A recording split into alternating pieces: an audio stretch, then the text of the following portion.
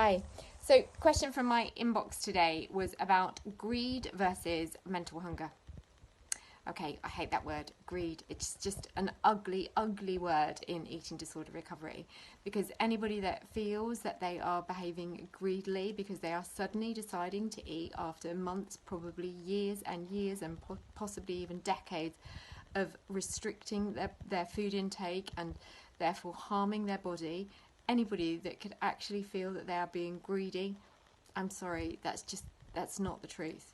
So let's park that word. In fact, let's remove the damn word from the English dictionary. That's not what you were going through. What you were going through is your body saying, thank the Lord you are finally allowing me to have some food after all these years of restriction. Is mental hunger a thing? Absolutely, mental hunger is a thing. If you're still looking at cookbooks, if you're still thinking you're hungry, if you're still fantasizing over the meals that you would like to make or prepare, if you're still flicking through cookery channels, if you're still going over and over what you'd walk down the supermarket aisles and buy, if you're feeling physically hungry too, if you've got warped views about particular food products, Lord, yes, that is mental hunger. Mental hunger hangs around for a long time after the time you decide that you're going to start to get recovery from your eating disorder. If you've never been through an eating disorder, yeah, okay, I get it. It's really hard to understand that that might be a real thing. So don't try and rationalize or reason with somebody else who's wondering why all of a sudden you need to eat 5,000, 6,000, 10,000 calories. What does it matter per day to get yourself well and nourished again? Because once the metabolism starts revving up, I can assure you, you are going to want to eat huge amounts of food. And it doesn't matter whether that's at 11 o'clock in the morning or 11 o'clock at night. It doesn't matter if you've been asleep 2 hours and then you wake up and your first thought is, I'm hungry. Well, okay, satisfy that hunger. That's not greed. That is your body telling you that you are in mental hunger still and you need to satisfy your brain and body's need immediately. So go eat, whatever that might be, whether that's a piece of cheese, some toast, or a damn good bowl of cereal. You have mental hunger. Accept it, appreciate it, and do something about it.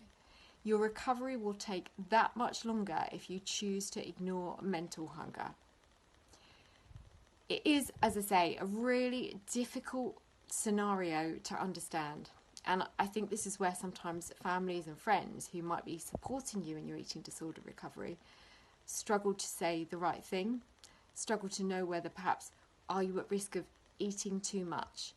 This is where the lack of understanding around eating disorders makes it so difficult, because unless you really understand what the brain and the body take to get back to normalized behavior after a long period of restriction, you can't possibly know whether somebody should only be on, a bare minimum of 2,000 calories a day. I mean, who makes that up? Who makes up how many calories a typical man or a typical woman should have? It's ridiculous.